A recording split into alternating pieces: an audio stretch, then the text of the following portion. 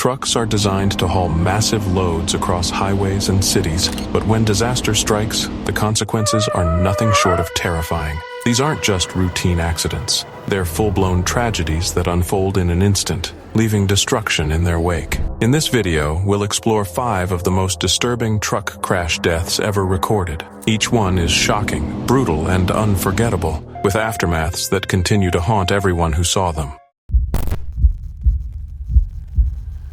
It was April 10th, 2014. Just before 6 p.m., the sun hung low over a lonely stretch of Interstate 5 near Orland, California. On that road, a charter bus carrying 44 high school students rumbled north, its passengers buzzing with excitement. These were kids with dreams, kids from working-class families who had boarded that bus to take part in a 2-day college tour at Humboldt State University. For many, this trip was the first step toward a future their families had never known. Laughter, chatter, and the kind of nervous hope only teenagers can carry filled the air. But heading south, coming the opposite way, was something none of them could have imagined. A FedEx truck, massive and unstoppable, barreled down the same road. And then, in a split second that changed everything, it veered across a 60-foot grassy median. Witnesses said it was like watching a monster break free. The truck sideswiped a Nissan sedan and then slammed head-on into the charter bus with a force so violent it could be heard for miles. The sound wasn't just a crash, it was an explosion. Flames erupted instantly, swallowing steel and glass in a fireball that lit up the evening sky. Smoke rose thick and black, curling upward like a signal of disaster. Inside the bus, chaos broke out. Screams, heat, confusion. Teenagers who moments earlier had been dreaming of their future were now fighting for their lives. 17-year-old Jonathan Gutierrez had been asleep when the impact came. He woke to fire, panic, and desperation, leaping from the bus with nothing but the clothes on his back. He escaped with bruises and a split eyebrow, but his friends, his classmates, were still trapped inside. Some never made it out. 18-year-old Ismael Jimenez refused to save only himself. As the flames closed in, he smashed a window and began pulling students out, one by one, until he was overtaken by smoke and fire. He died a hero, his final act one of selflessness. Denise Gomez, also just 18, didn't survive either. She was a leader at her school, a soccer player, a yearbook editor, the kind of student who inspired others.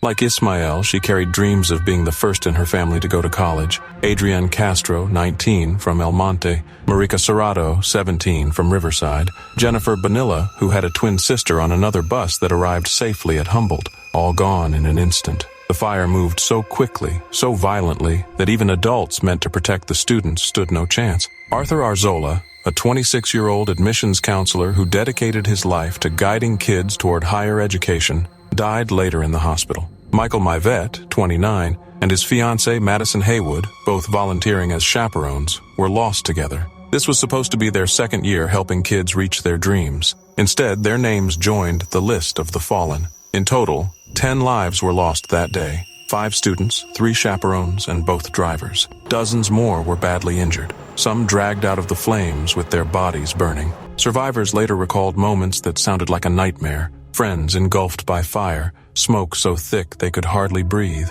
windows cracking under the heat. Some victims were burned so badly they could only be identified by dental records or DNA. It was May 4th, 2013, on Interstate 20 in Georgia. The Karth family was on a long drive from North Carolina to Texas, headed to a wedding.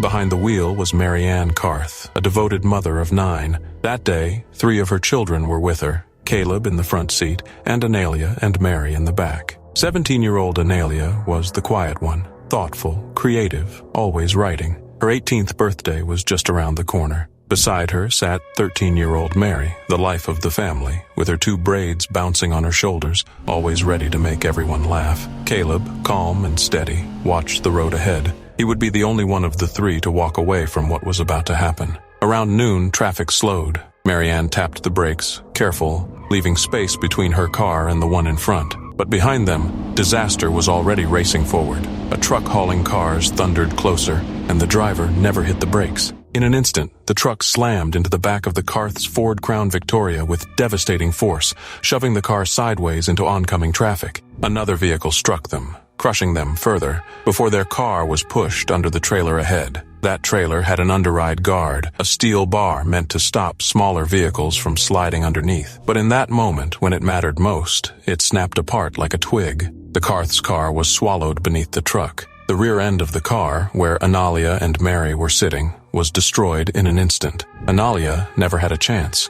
She died immediately. Mary was still alive, but her body was crushed, her injuries catastrophic. Emergency workers fought to save her. They had to cut her braids, her signature look, the hair she had never once cut in her life, just to reach her injuries. 4 days later, on May 8th, Mary died in the hospital. Marianne survived with painful injuries, Caleb with a concussion. The truck driver was found unconscious after the crash. Investigators said he had drifted, lost control. He later pled guilty to charges connected to the wreck. His commercial license was suspended for 2 years. But Marianne and her husband Jerry couldn't just bury their daughters and move on. They wanted answers. Why had the underride guard failed so catastrophically? It had met federal safety standards, but those standards were from 1998, and those rules never required testing for real-world strength. On paper, it was safe. In reality, it was deadly. Marianne began speaking out, carrying her daughter's story everywhere she went. She carried Mary's cut braids with her to events, holding them up as a heartbreaking symbol of what had been lost. Her voice, joined by others, made waves.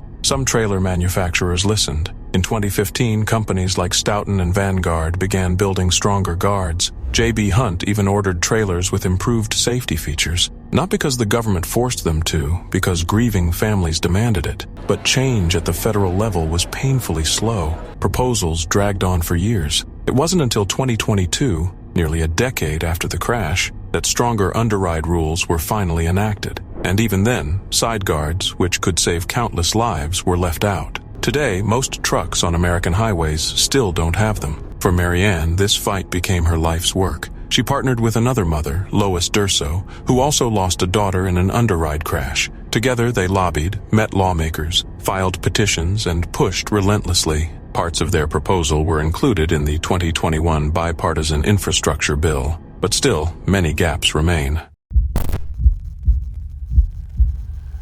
It was April 6, 2018, on a quiet stretch of highway near Armley, Saskatchewan. A bus carried 28 souls, players, coaches, and staff from the Humboldt Broncos junior hockey team. They were headed north on Highway 35 toward Nipawin, chasing a playoff dream. For the town of Humboldt, a place of fewer than 6,000, the Broncos weren't just a hockey team. They were family. The boys lived with host families, went to local schools, and wore the green and gold with pride. That night, after a grueling triple overtime loss days before, they were determined to fight back in Game 5. The bus was driven by Glenn Dirksen, a seasoned, careful driver. Inside, the players were buzzing with energy, joking, listening to music, preparing themselves mentally for the game ahead. But around 5 p.m., just outside Tisdale, everything unraveled in an instant. At a place locals know as Armley Corner, the intersection of Highway 35 and Highway 335, the bus crossed paths with a transport truck. That truck was driven by 29-year-old Jaskirat Singh Sidhu, a new trucker hauling heavy bales of peat moss. He was supposed to stop at a flashing stop sign, but he didn't. Traveling nearly 100 kilometers per hour, Sidhu blew straight through it. And in that moment, the Broncos bus struck the side of the truck's lead trailer. The sound was deafening. The impact ripped the front of the bus apart, scattering metal, glass, and bodies into a nearby snowy field. The load of peat moss spilled everywhere. The chaos that followed was unbearable. Some players were thrown from the bus, their bodies lying in the snow. Others were trapped inside, screaming, crying, or silent. Defenseman Ryan Strashnitsky blacked out, only to wake moments later on the frozen ground. He couldn't move his legs. Around him lay teammates, bloodied and broken. Beside him, Nick Shumlansky moaned in pain. Not far away was defenseman Logan Boulet, who would not survive. 14 lives were lost right there at the scene. Emergency crews swarmed in, pulling survivors from the wreckage, rushing them to hospitals. 2 more would die in the days after. In total, 16 lives were taken. 10 players, ranging from just 16 to 21 years old, including Captain Logan Schatz and the youngest, Adam Harold, along with coaches, team staff, and driver Glenn Dirksen. The survivors were scarred forever, their lives divided into before and after. And then came the cruelest twist. In the aftermath, one of the defensemen, Xavier Labelle, was mistaken for teammate Parker Tobin. Both had dyed blonde hair, both had playoff beards. Label had no ID and was unconscious. His family was told he had died. Parker's family was told he had survived. It wasn't until days later, when Xavier opened his eyes and whispered his name, that the truth was revealed. Two families had their worlds turned upside down twice. The crash shattered more than a team. It broke a nation's heart. Tributes poured in from across Canada and beyond. Wayne Gretzky wept in public. Prime Minister Justin Trudeau spoke in disbelief. Even Donald Trump sent condolences from the U.S. NHL players wore Broncos jerseys in honor. Investigators soon pieced together what had happened. Sidhu had missed more than just a stop sign. He had broken multiple safety rules in the days leading up to the crash, driving too long, failing to log his hours properly. He admitted he had been distracted by a flapping tarp on his trailer. He wasn't impaired, but he wasn't paying attention either. One small failure to stop cost 16 lives. In January 2019, Sidhu stood in court, his voice trembling as he pled guilty to 29 charges. He made no excuses. The judge sentenced him to 8 years in prison, but the story didn't end there. Sidhu was a permanent resident, not a Canadian citizen. After serving part of his sentence, he was granted parole, but deportation loomed. In May 2024, the order came. He was to be sent back to India. His lawyers appealed, pointing to his young son's serious health issues and the lack of adequate care in India. Families of the victims were split. Some believed deportation was justice. Others, like the father of Evan Thomas, said it wasn't necessary. Ryan Strashnitsky, now paralyzed from the chest down, chose compassion, saying he wished Sidhu peace, human to human. It was April 25, 2019, in Lakewood, Colorado. Traffic on Interstate 70 had already slowed to a crawl after a school bus crash near the Ward Road exit. Cars lined up for miles, engines idling, drivers impatient but unaware that something far worse was barreling toward them. Around 4:30 p.m., 23-year-old Rogel Lazaro Aguilera Medeiros was coming down the steep mountain stretch near Genesee in an 18-wheeler stacked high with lumber. He was young, originally from Cuba, living in Texas and working for a small Houston trucking company. But that afternoon, something was terribly wrong. His truck wasn't slowing. It was speeding up. Witnesses saw it flying downhill at over 85 miles per hour, smoke pouring from the wheels. He blew past a runaway truck ramp, then another. Exit after exit flashed by, each a chance to stop the disaster. He never took them. Ahead, traffic had nearly stopped, backed up from the earlier crash. Dozens of people sat trapped in their cars, unaware that death was racing straight toward them. Aguilera Medeiros swerved desperately, weaving between vehicles, nearly forcing some off the road. One driver even went live on social media, capturing the semi thundering past at impossible speed. Seconds later, the inevitable happened. The truck slammed into the line of traffic, minus 28 vehicles crushed in an instant, including 3 other semis. The force unleashed chaos. One truck carried gasoline, another mattresses, combined with Aguilera Medeiros' load of lumber. The collision turned the highway into an inferno. Flames erupted. Black smoke rose into the sky. Explosions echoed across Lakewood. People miles away could see the fire and hear the blasts. By the time emergency crews arrived, the scene was apocalyptic. 4 men were gone. 61-year-old Doyle Harrison, 67-year-old William Bailey, 69-year-old Stanley Politano, and 24-year-old Miguel Angel Lamas Arellano. 6 more were badly injured, among them an EMT named Malaya Harsh, who was pregnant at the time. She later admitted she thought she and her baby were going to die. Somehow both survived.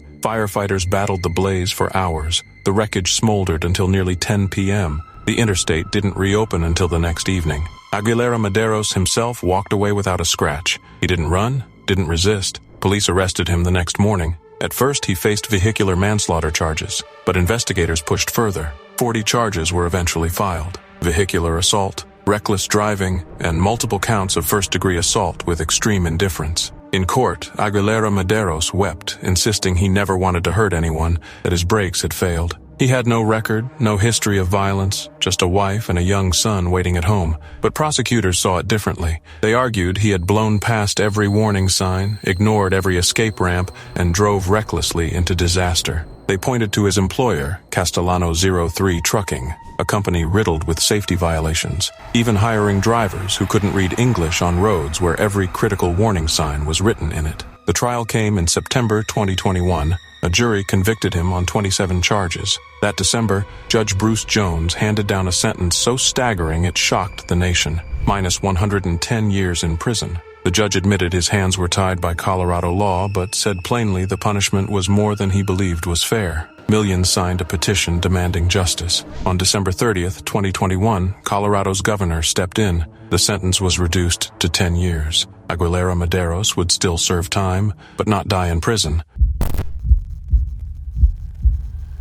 It was just after 1 a.m. on June 7, 2014, along the New Jersey Turnpike. A group of friends, comedians, writers, performers, were heading home after a night of laughter at the Dover Downs Hotel and Casino in Delaware. In the van was Tracy Morgan, still riding the wave of his comedy career. Beside him was his longtime friend, 62-year-old James McNair, known to everyone as Jimmy Mack. He wasn't just a comedian. He was a mentor, a giver, a man who spent his life lifting others up. That night, he had joined the tour for support, for camaraderie, but none of them would reach home. A Walmart tractor trailer barreled toward them from behind. Its driver had been awake for more than 28 hours, nearly 2 days without rest. He never slowed down. At highway speed, he slammed into the back of their customized Mercedes-Benz Sprinter limo. The impact was devastating, igniting a 6-vehicle pileup and ripping the van apart. Inside, chaos unfolded. Most of the passengers weren't wearing seatbelts. Emergency exits had been blocked or jammed. A plywood partition separated the driver from the passengers, cutting off their chance to escape. In the very back, where the crash struck hardest, sat James McNair. He died instantly. For McNair, life had always been about more than the stage. Born in 1951 in Peekskill, New York, he wore many hats, working in a homeless shelter, cooking at the Salvation Army, volunteering at church, organizing community events. He built a platform for others, creating the original Uncle Jimmy Mack Amateur Hour to give unknown comics their first shot at a crowd. Comedy didn't make him rich, but it brought him into the orbit of Tracy Morgan. The two met in Harlem in the early 1990s and became inseparable. As Morgan's career soared, McNair stayed close, writing jokes, offering notes, even freelancing for Saturday Night Live. For Tracy, he was more than a friend. He was family. But on that night, McNair never stood a chance. He left behind 2 children who would never again hear his voice or see him perform. Tracy Morgan survived, but survival came at a brutal cost. His ribs, his leg, his face, broken in multiple places. His brain, injured so severely that doctors placed him in a medically induced coma. For 8 days, he lay unresponsive, balanced between life and death. When he finally woke, he couldn't walk, couldn't talk, couldn't even see clearly. The man who made millions laugh now faced a new battle, remembering how to be himself. Rehab lasted 2 long months. Morgan relearned how to move, how to speak, but his spirit was fractured. He admitted later that depression consumed him, that mood swings left him lost. An upcoming show was canceled. For a time it seemed comedy, the thing that defined him, might be gone forever. The lawsuit that followed was staggering. Walmart settled privately, with reports placing the payout around $90 million, one of the largest personal injury settlements in U.S. history. But even that couldn't close the wounds. Walmart's insurers fought the decision, questioning the settlement, dragging Morgan's name through legal battles, as though his pain could be measured in paperwork. The National Transportation Safety Board left no doubt. The crash was preventable. The driver had violated hours of service rules and sped recklessly into the limo. He took a plea deal, avoided prison, and walked away. But for James McNair, there was no walking away. His body was laid to rest in Cortlandt Manor, New York. His family received part of the settlement, but no amount of money could fill the absence of his laugh, his generosity, his presence.